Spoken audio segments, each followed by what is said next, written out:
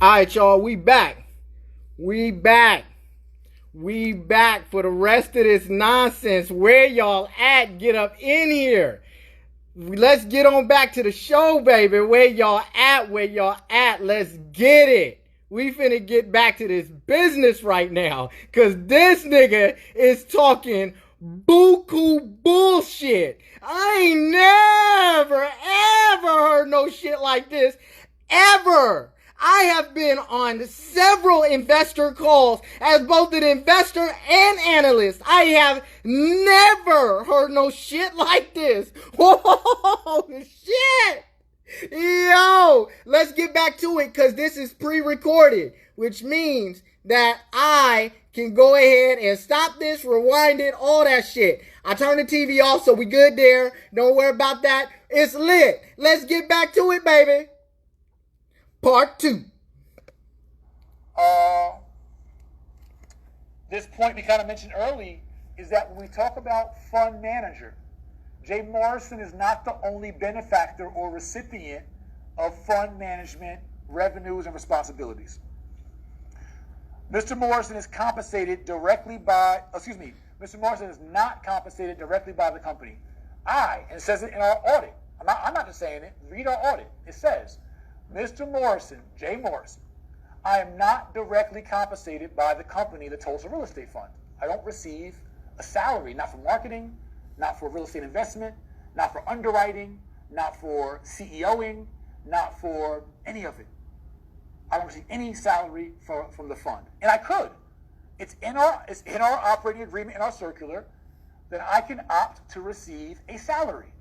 So for all the many hats and roles that I play, if this was a money grab for me, I could certainly warrant and have earned a salary in which I do not take or intend to ever take. Although I may receive compensation from the manager or the management team or its affiliate entities. There you go. So what I'm saying is, again, that's the key. We do have a management fee, a 5.5% management fee. The management fee is split, and it was split in 2019 between the 4 partners. That is not just a Jay Morrison management fee, nor do I receive any other fees.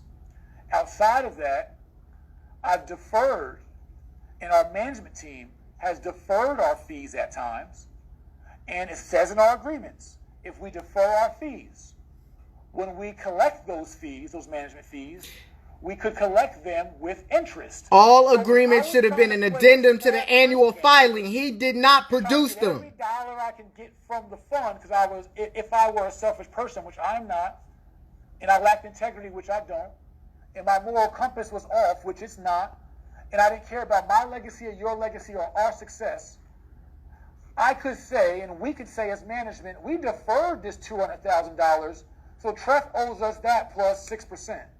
Or 2%. We have never and won't charge the fund a percentage on the management fees we defer.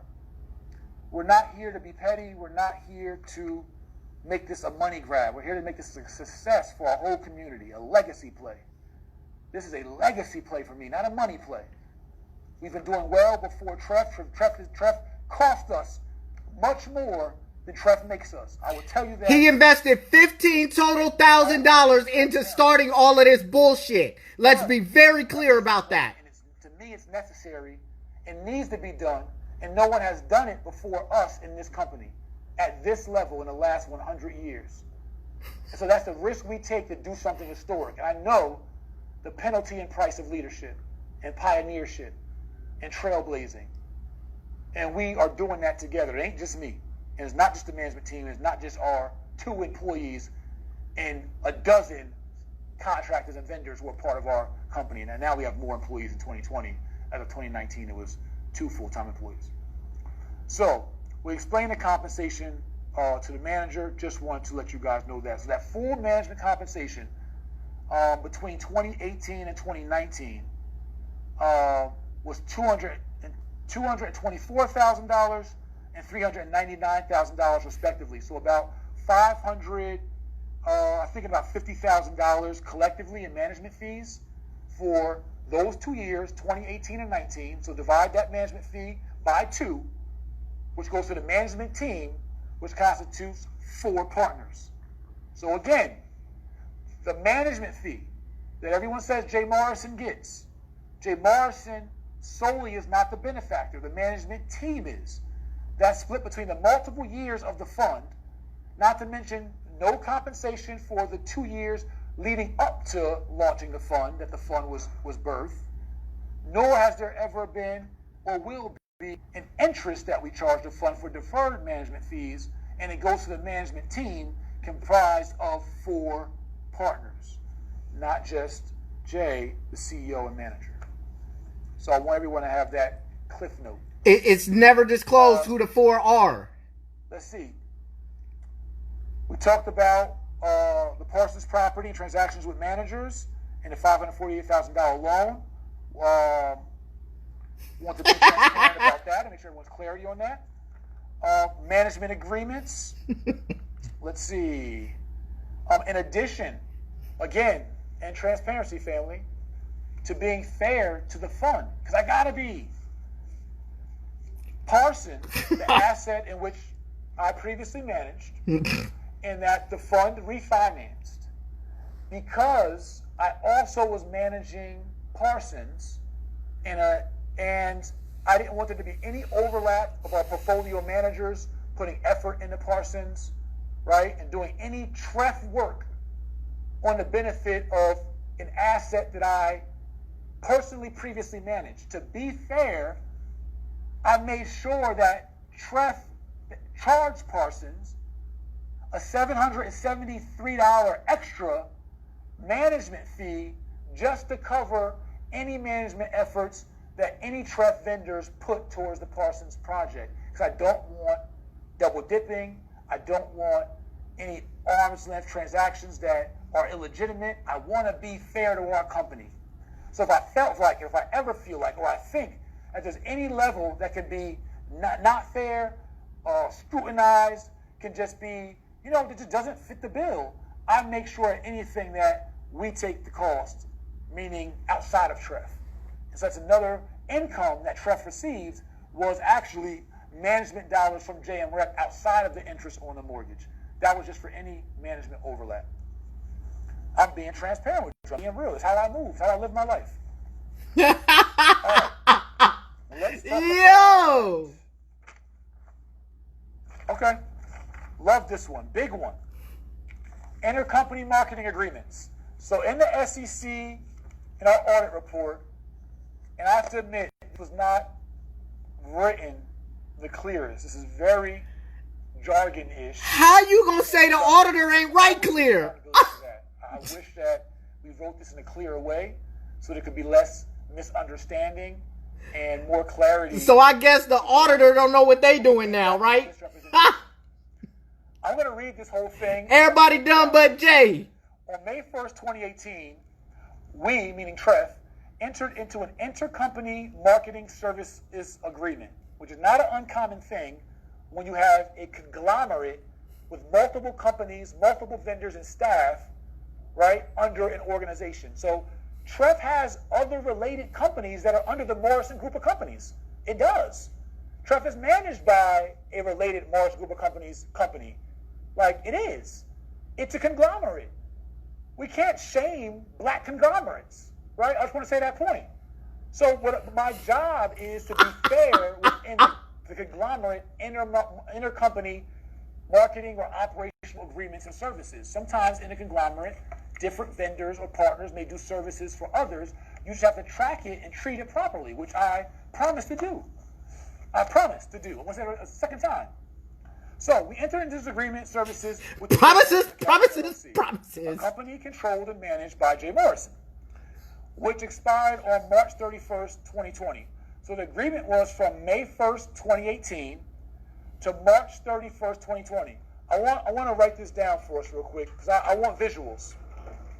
Oh, here go the whiteboard. Here it go. Yo.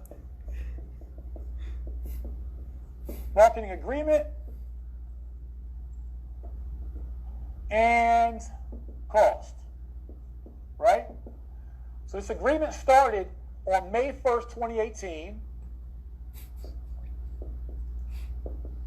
and ended on March 31st, 2020.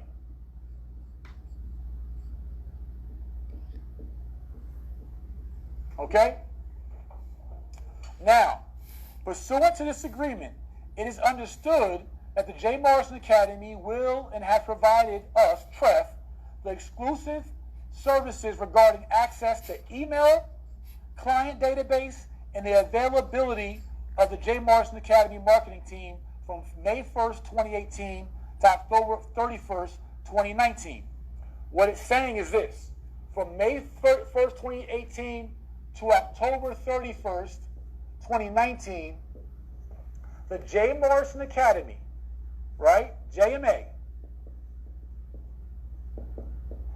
and mind you, again, if I was being greedy, if I was being a money grabber, this agreement literally should have been from May of 2016. Since May 2016, the Tulsa, or whatever month that was in 2016, the Tulsa Real Estate Fund was formed. The Tulsa Real Estate Fund held webinars, conferences. It participated in brochures, all kind of marketing efforts, testing the water efforts, all the way up into our launch. All the marketing efforts that you saw from Tulsa Real Estate Fund, all the way to our historic launch on June 1st, 2018, all that was leveraged and paid for by the J. Morrison Academy.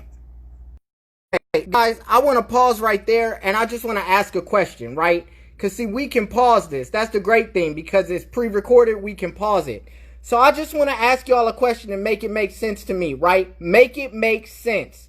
So tell me when the J. Morrison Academy became a marketing firm. Last I checked, the J. Morrison Academy is a real estate education company. When did it become a marketing company? Make it make sense. It makes no sense. But okay, we're gonna let him keep talking though. Let's let him keep talking. Let's let Mr. Whiteboard keep talking.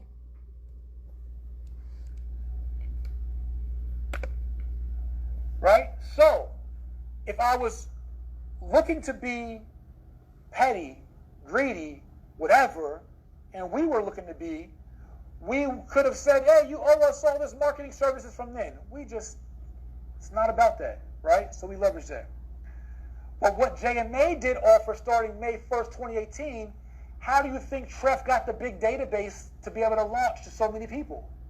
JMA gave TREF access to its huge email and social media and text and mailing list and all that database, as well as gave TREF access to marketing personnel and its contractors. That's how we launched the fund. That's how we marketed the post-launch of the fund. The photo shoots, the video shoots, the merch, the this, the that, all that. Right? I have another question then, based on that. So if JMA provided a database list, right? So there would have been a long-term servicing agreement for that. Why did you have to pay $700-something thousand in admin costs for two people, marketing and all of that, when you had a subsidiary or sister company that already had a database, marketing list, and everything? If you're supposed to be a partner in the fund as well, you are charging a 5.5% management fee and supposedly getting 50% of the profits, even though you seem to not be able to turn one. What I'm trying to understand is, why then does a sister organization that can benefit the company, right, or all of the investors as a whole, which you're supposed to have an aligned vested interest and fiduciary obligation with, how is it that you are charging them for that? Make it make sense. Let's continue. All right? So, JMA agreed to do so and cover those costs. Fine. Or to offer those to TREF. Nothing illegal about that. Nothing immoral about that. It's honestly, we'll get to where it's cheaper for the fund in just a second, right? To have leveraged its sister company as opposed to go staffed a whole new organization. So, its client database and availability of the JMA marketing team from May 1st, 2018 to October 31st, 2019. JMA's contracted marketing personnel contributed at least 50% of their time to the growth of the company in exchange for our requirement to reimburse JMA for the direct costs incurred on behalf of the company. During the period of May 1st, 2018 to October 31st, 2019, JMA paid marketing aggregated to $559,000, 50% of which, $279,000, was on behalf of TREF marketing objectives. What it means is JMA's marketing bill was $559,000 plus, what is that? Excuse me, $559,595,000, right?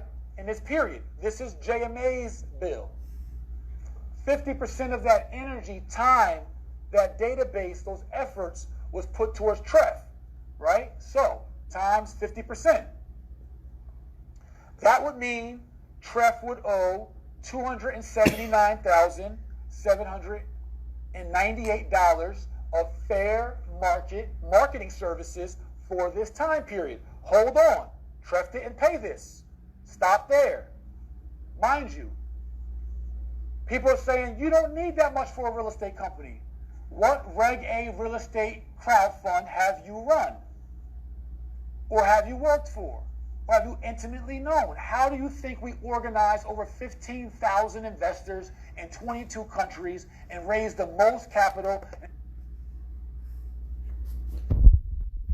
All right, let's stop right there and let's talk about that, right? So first and foremost, right, when you have real experience running a fund or having worked for a fund, having worked on Wall Street, right, what you learn is, and it's a very simple thing that you learn, right, the one thing that you learn here, right, is that the reason why you are able to raise capital is not because you market. Most hedge funds do not market.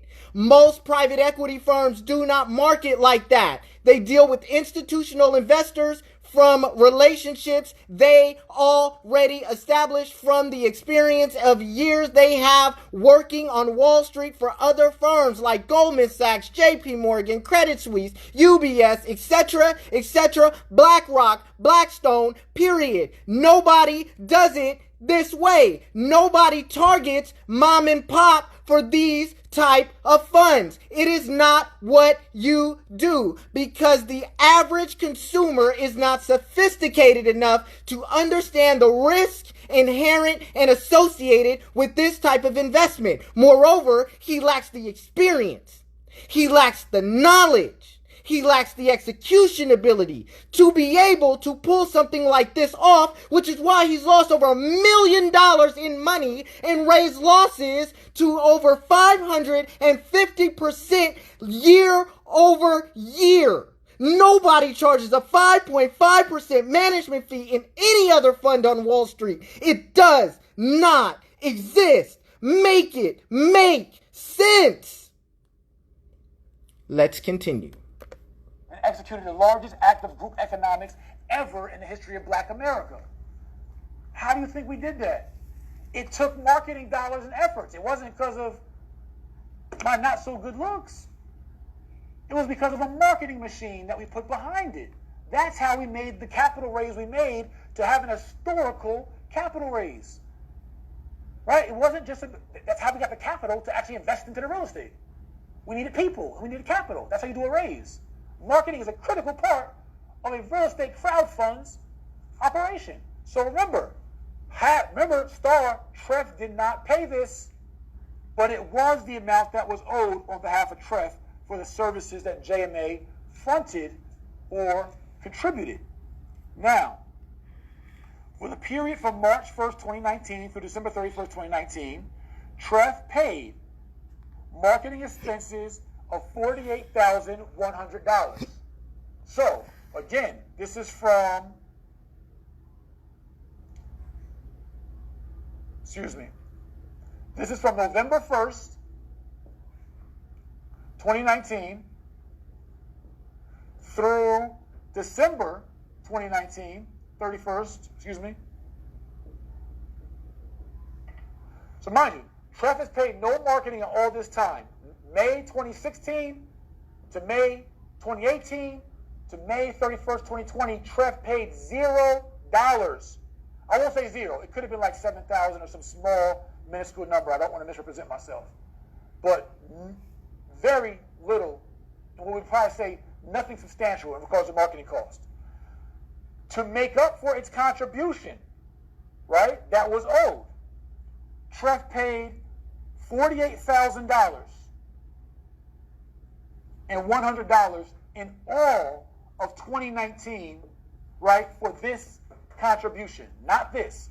So when you say how much the Tulsa Real Estate Fund spend on marketing, Tulsa Real Estate Fund is potentially funding JMA. It looks weird with all this jargon. Tulsa Real Estate Fund is not funding the J. Morrison Academy. J. Morrison Academy has actually helped fund the Tulsa Real Estate Fund.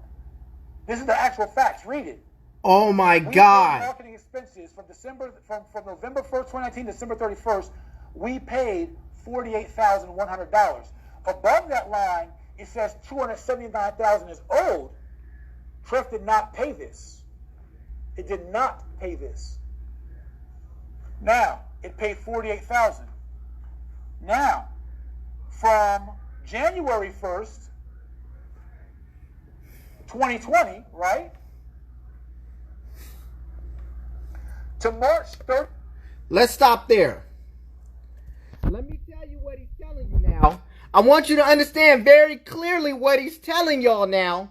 He's saying that TREF only paid JMA $48,100, but y'all really owed over $200,000, which says that y'all getting ready to get hit for another $100,000 and some odd $1,000 because he's saying that the Tulsa Real Estate Fund still owes him through another company some money. Make it make sense. You are not making money for the investors. You've lost over 10% of the value of the funds that's been invested by the investors to the fund. So how is it that you are still charging fees, still raping and pillaging the fund of additional monies? How? If you spent $700,000 and lost $1.1 million and you only had $10 million, that means that through poor money management and your pilfering of funds via inter-company marketing agreements from one company to another company, you have eroded 20% of the value of the fund in a year. How? Make it make sense. Let's continue. 31st, 2020.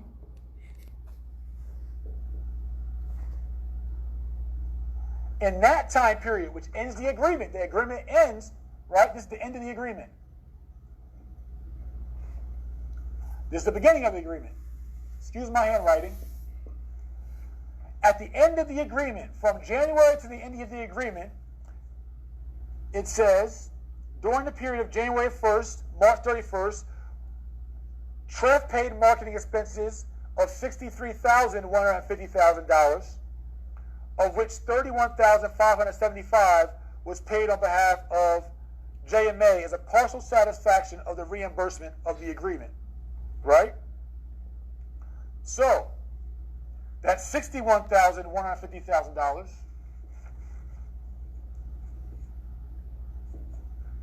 Now, remember, out of this $48,000, 50% of which, or $24,000, was paid on behalf of JMA. So out of $48,000, $24,000 is TREF's marketing expense. $24,000 of it is payback to JMA.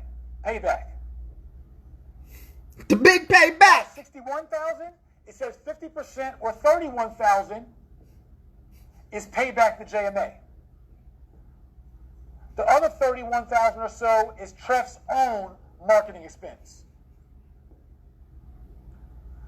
So here's the point, family. Out of $279,000, it says it right here in our third-party administrator, neutral or objective document, it says, on July 1st, 2020, we entered into a letter agreement with JMA pursuant to which JMA has accepted $55,000 as our payment, $31,000 plus $24,000. So as of July 1st, 2020, this is the big piece. It's right here in black and white, not misrepresented. I'm not putting a spell on the words. Right here in black and white, on July 1st, 2020,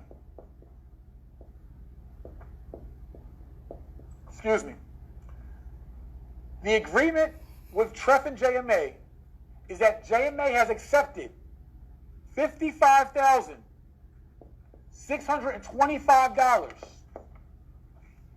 as our payment in full satisfaction of all obligations due to JMA from TREF under this agreement. As a result, the aggregate amount of marketing expenses that will not be charged to TREF is an excess not charged to TREF of $224,173. Family. In short, the Tulsa Real Estate Fund paid the J. Morrison Academy back $55,000 out of $279,000. JMA ate the cost, washed the cost, no debt owed, no interest owed, no IOU. JMA lended out its database, its email, its staff, its energy and efforts from 2016 through 2018, the March 1st, 31st, for $55,625. JMA supported TREF in marketing and forgave $224,000. These is what I understand. It reads weird, and I apologize for that. But if you dissect what it actually says in the document, J. Morrison Academy supported TREF with $279,000 of services, wiped away $224,000 of services that J. Morrison Academy could have charged. Nearly $250,000 could have went to the sister company. If this were a money grab, and legitimately, if this were a money grab, the J. Morrison Academy could legitimately earn $224,000, $250,000, nearly. But in turn, being fair to the fund. Oh, he's so magnanimous. I'm here to support the fund. Don't y'all get that? I believe so, because that's why we're here. That's why you partner with me. You partner with us. I'm not here to abuse the fund. I'm here to support the fund. You know what, TREF? Here, get us back $55,000. Let's call it even. Fair exchange, no robbery. We call that good business. So again, in bold, we received $279,798,000 in value for intercompany marketing services. The fund paid back $55,625 and was forgiven for the remaining balance, saving the fund $224,173,000 of capital raise. So please correct that narrative. Thank you. Because we got to do this together. Our fund having a bad reputation or having misrepresentation or smear campaigns, it really devalues our fund, our business that we are all in together. We all got to stand up for the reputation of our business. And I will answer the questions to equip you and give you the ammunition and continue to be the best manager I could be. But you don't want to buy into an organization and then support it being slandered. It doesn't do you good for where we want to go together. It doesn't do our mission good to build out a Black Wall Street economical model that we are the first company to do this in our generation in the last 100 years. Remember what's at stake for us. And I'll continue to do my best in transparency and in management, along with our equipped staff. Another thing, anchor tenants in our beautiful building, the Legacy Center. The J. Morrison Academy, part of our conglomerate. It is an anchor tenant of this building. I could have left the J. Morrison Academy in Buckhead, paying another building a premium rent. Instead, we allowed the J. Morrison Academy to be an anchor tenant at market lease rate, no favors. I wouldn't do that to us. It's dumb. One is dumb. Two, it's immoral. Let's stop right there. Okay, hold on. Because any of you guys who were in my audited financial breakdown of the Tulsa Real Estate Fund's most recent annual filing, you will note that the Tulsa Real Estate Fund for all of 2009 only brought in $3,000 for the entire year in rent. So if you are telling me that $3,000 a year for a building that size is market rent, I need somebody to come arrest you immediately, because there is no way in the hell that market rent is at that level for an entire year for that entire building, and all you collected was $3,000. Make sense. In fact, if you look at the annual filing, it will tell you that he has deferred rental payments all the way through the end of 2019 because of COVID-19. So because of COVID-19, everyone is getting a rent moratorium inside of the Black House, the Legacy Center, whatever you want to call it. So the fact of the situation is $3,000 is the overall rent that was collected, and there will be no further rents collected because of the moratoriums he unilaterally extended without any vote from the investors to his companies, because majority of the companies that are in that building at this time are affiliated with J. Morrison. He's given all the companies affiliated with him and his wife rent moratoriums, which erodes further value from intrinsic value and opportunity cost and revenue generation and cash flow stream creation that could be paying dividends to the investors. Make sense. Let's continue. Oh. Three is just like, it's not, what's it worth? To stain my legacy, to tarnish our fund, to... The J. Morrison Academy pays a market lease here at the building at the Legacy Center and brings us in freaking income. It brings us in capital from its lease, along with our other tenants. That lease didn't start like the other tenants. There was a 90-day deference on the lease as we were still improving the building, and then COVID came, and then all of our tenants had a forbearance for COVID. So JMA got no different treatment than another tenant in our building, including our cafe, including our, all the other tenants, just so we are all on the same page. Again, in our audit, you'll see full transparency with receipts, right? We call them receipts, proof documents, including lease agreements, service agreements, escrow accounts, bank accounts, all that. You'll see that in our audit documents.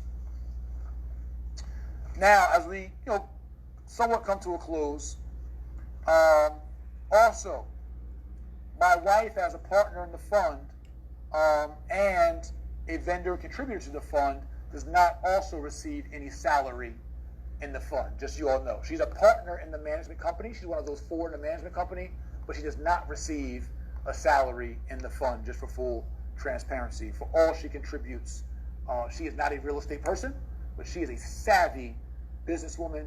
She's a great relationship builder. She's a very wise woman. She's a hustler. She's a go-getter, and contributes much towards the energy of, she's a co-founder of the Black House. A minute much of this was her vision, not to fund her own dreams, but a vision to tap into the billion-dollar film community here in Atlanta and be 2 miles from Tyler Perry's studio and be in the city of East Point where there is a waiting list for media space and rental space and leasing space, and to be an incubator for creatives in Black Hollywood, Atlanta. She was the visionary of that, and we believe it's a great business model. COVID has obviously thrown some curve into the opportunity for physical events and physical memberships, but we feel strongly about the model and think it will really boom, because this building is awesome. If you haven't toured it yet or seen it online, this building is a gem, and we have a lot of support from the city and from the mayor and from the local community, and we look forward to growing this asset. But I want to shout out my partner, my wife, and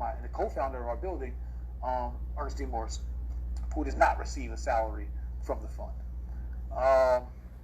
Let's go. Okay, so we're going to be sending... Let's stop right there.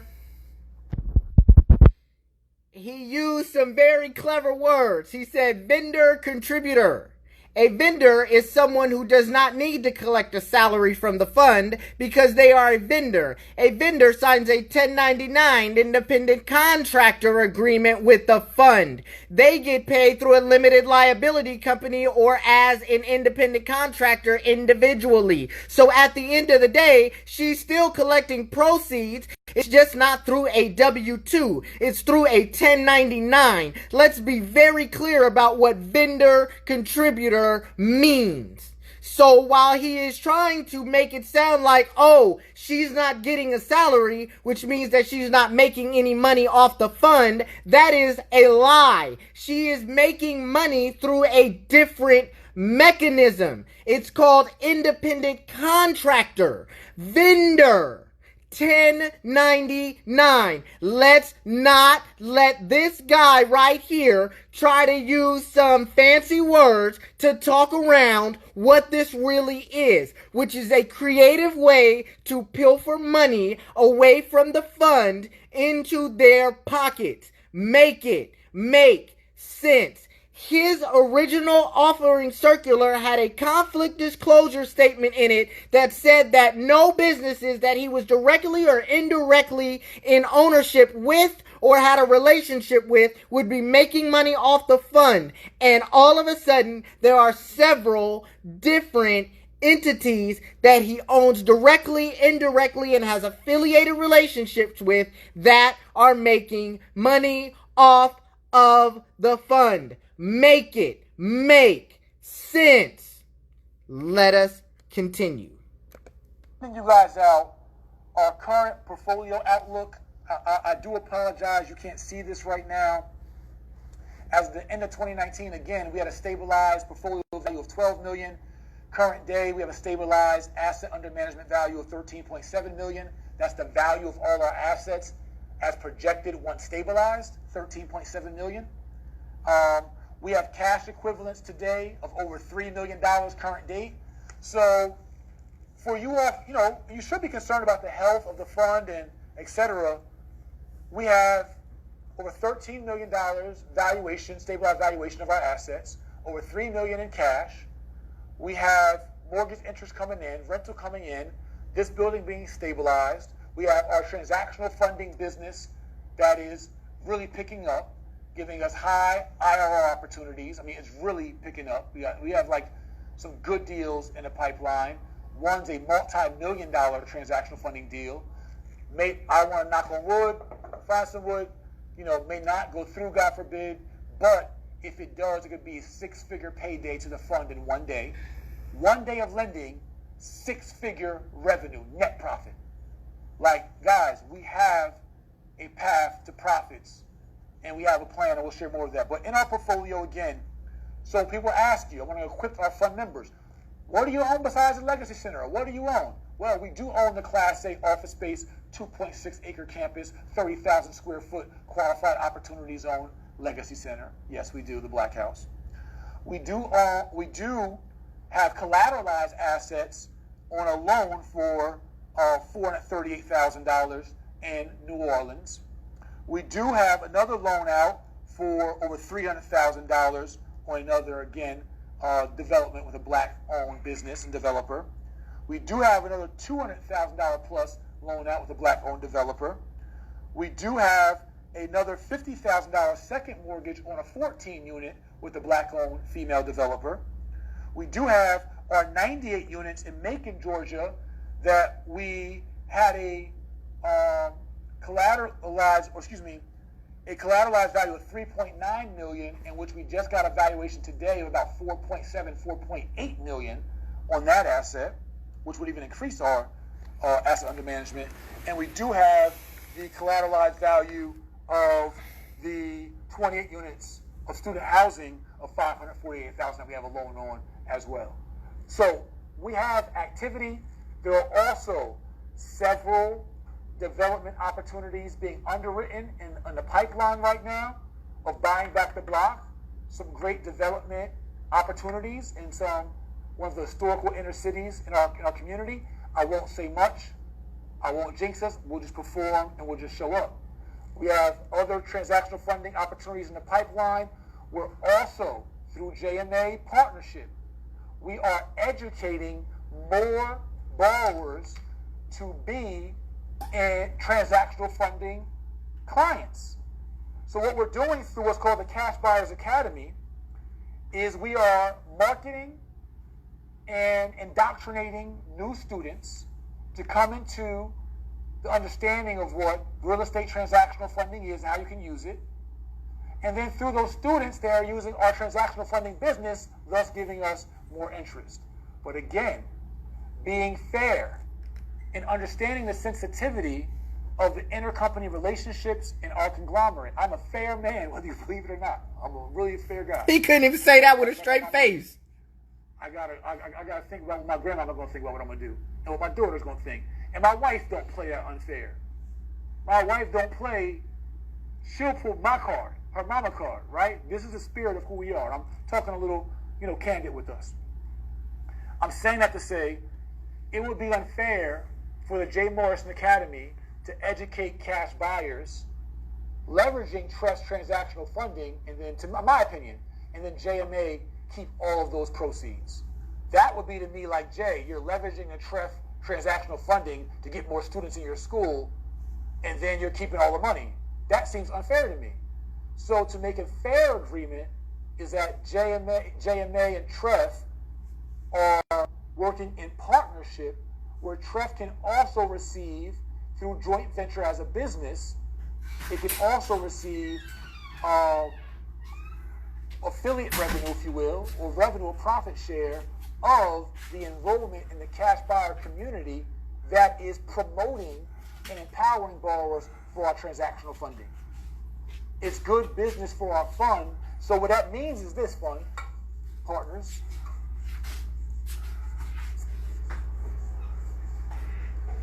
So let me break it down from the beginning. All right? And we're going to take some live stream questions, yes, shortly. We will. I want everything. Let's go. I want full transparency. Oh, he's taking questions? Don't do that. I did this before. I'm going to do it real quick for those who don't know. Here's how we make money with transactional funding. Someone comes to us and says, hey, I got this building under contract, right? They got an apartment complex under contract. This complex is $900,000. Here's how it works. The investor would contract this property. We teach this in the Cash Buyers Academy. We teach the investor how to find an end buyer that wants to buy this property for $1.1 million, right? So that means this person can make $200,000 in one day. This is called a same-day flip. This person can buy this property in one day, flip it to this person or this group the same day, write it again, and make $200,000 as a cash buyer.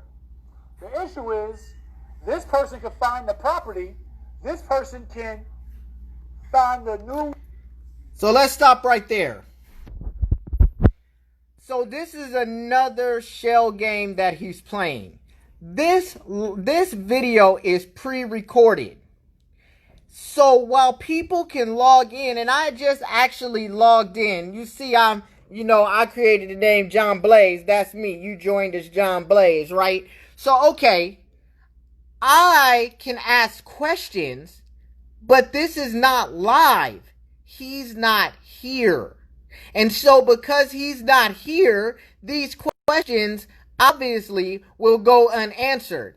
I would bet my last dollar on it that as we continue to listen to this, he is going to pretend like he's taking questions. Because what happened is they probably have some canned questions that have already been pre-written that were asked during this live stream that he can read off and act like he's answering questions when really he's not answering any questions live because he's not even here. Look at all the comments that have not been responded to thus far. And I can scroll up further than that. This is another game. Let's not be fooled by the smoke screens, the mirrors, the charlatan behavior, the flash in the pan, the fast talk. He is 100% full of shit. Let's continue. Buyer, the end buyer is called, but they may not have $900,000. So TREF swoops in. Hey, same day flipper, we will loan you the $900,000 in one day, no credit checks, no employment verification, no down payment needed, but we protect our interest with our proprietary agreement with our title company. They make sure that our money does not get lost or taken or took, and it's insured by the title company insurance, right? So we're protected as regarding our TREF liability. So TREF goes out and loans the $900,000 to this person so they can buy this property. TREF charges them 1% interest. They buy it for $900,000. They sell it for $1.1 million. They make $200,000. We make at least 1% interest. In some cases, 3% interest. 1% being $9,000. So let me break this down. 1%, $9,000 in one day. If we can do this 5 times in a month, that's $45,000 in 1 month that we made with little risk, fast turnover, high yield and profit, and now we made $45K in a month recycling the same $900,000. So that's one business model. So what we did is we said this person has to know what they're doing to maximize this $900 and not to jeopardize our capital. We need educated and smart same-day flippers, wholesalers, investors, and buyers. So through the Cash Buyer Academy, which is a TREF and just JMA simple partnership, we can educate. Oh, no. We're going to stop right there. Oh, hold on. He tried to slide that just ever so effortlessly. Oh, the Cash Buyers are part of me, which is just a simple TREF and JMA partnership. You know, he tried to slide that in there real quick. So the Cash Buyers Academy is owned by TREF, the investors, and the JMA. So JMA is getting paid on every time you lend.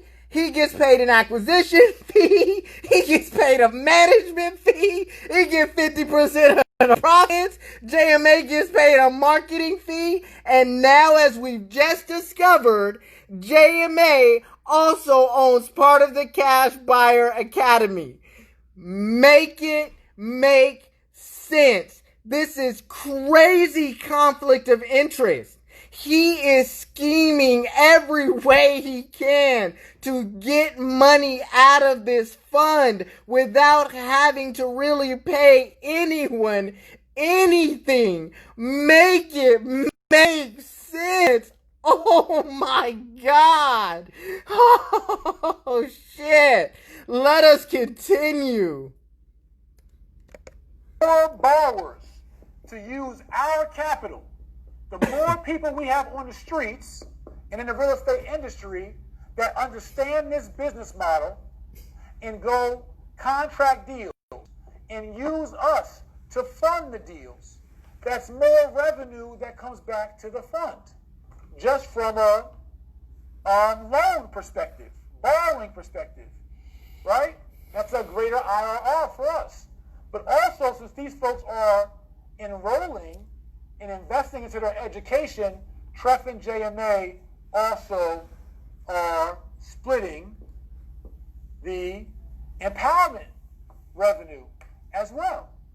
So that way it's fair for TREF, or otherwise JMA can keep it all, but I don't think that's fair. I think our fund deserves some profit share for being able to, even though it really helps the fund to have these students, but these students are incentivized by having a relationship with the lender. And so I'm just being fair and being smart, or I believe is smart, and doing the best things that I can do in management to allow us Oh shit. in just this one simple way, right? So boom on that. So let's stop right there. And let's go on ahead. As he said, we're going to boom on that, right? So we're going to boom on that right now, right? So I know that this man just right now did not try to flip the fact that he has a conflict of interest and is using TREF to pilfer funds via a partnership between JMA and TREF and the Cash Buyer Academy, and make it sound like he was doing TREF a favor by allowing TREF to participate in the JMA money, when really the Cash Buyers Academy only works because of TREF investor money that's being lent out to people who want to do quick flips and things of that nature. The Cash Buyers Academy, the financial engine for that to even function and work and generate revenue, is because of Tulsa Real Estate Fund investor capital. So how dare you, Jay Morrison, try to sit up here while you have connected your Jay Morrison Academy as a partner that has no skin in the game, no capital invested, to try to sit up here and sell these investors on believing that first of all, that the company could really honestly belong to JMA by itself, and then have the audacity to say you're doing them a favor because you think it's fair by sharing in the profits from the financing provided by the investors. Are you fucking crazy? Are you out of your mind? Make it make sense. Yo, if y'all thought I was fronting, if y'all thought I was joking about what I was talking about, bruh, y'all hearing it right now out of the man's mouth. He is utterly full of shit. Utterly delusional. This shit is crazy. Oh my God, let's continue. I just want to give perspective. TREF is not funding the J. Morrison Academy. The J. Morrison Academy is, in fairness, supporting its sister company. And they are aligning together because I don't want to put race into this, but I just feel like as a community, we see things better when we're not looking at ourselves. And if I were not a black entrepreneur and I were another ethnicity entrepreneur and I had multiple companies and they were sister companies and they could support each other, I would say, and most of us would say, that's a smart thing for that, white man, yellow man, red man, whoever man, to do, right?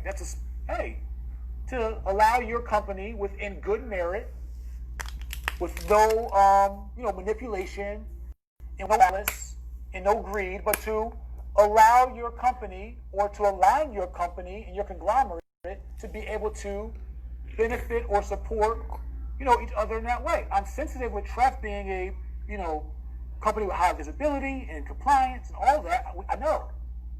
So we make sure that we do things that are as astute and responsible and documented as possible and as fair market exchange as possible, and no favors from TREF to any of the other companies. Like, that's the biggest piece. But to totally separate them from operating and aligning together does not make sense. It's practically impossible, and it's really illogical, because it's a benefit to leverage the assets of which are at our disposal. It's like, if you all can help us, if you as my partners, it would be silly for you all to have something or a business or an idea that can benefit our company, the Tulsa Real Estate Fund, and you keep it to yourself, and we all are in a company together. So I want to empower more of you to market our transactional funding, market our private lending, market the Cash Buyers Academy, put more into what you can do, because the more that we bring in and the more we make is the more we get together. Like, that's how we should really be looking at this thing. It's our company. It's not like, hey, Jay, I supported your vision. I mean, I was a CEO, a visionary, but it's our company.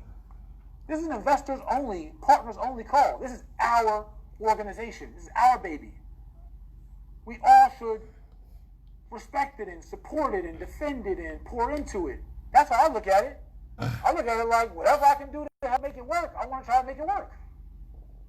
Shit, you know what? So that should be our mentality. So that was just another quick note on the transactional funding piece. There was some great Q&A questions that we got, and then we're going to go to live stream Q&A for a few minutes. But one of those was, someone wants us to explain the 2018-2019 ending-beginning balance variance on the K1.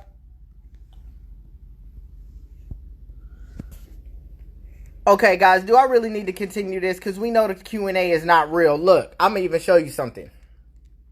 You see that right there? That's not live. That's DVR, digital video recording, right? So, like, this is not live. So do we really need to hear his Q&A? Because we ain't nobody, all this is set up, all of this is staged, all of this is bullshit. So we can save our time by doing that. But I just want to say this for the record, right? And I want to say this because I got a feeling Jay Morrison is going to see this shit. Because both of these are going on YouTube. And both of these are going to be saved to my page.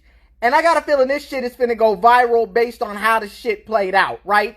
So Jay Morrison, I want to tell you something directly from Fredrick Douglass Scott to Jermaine Morrison.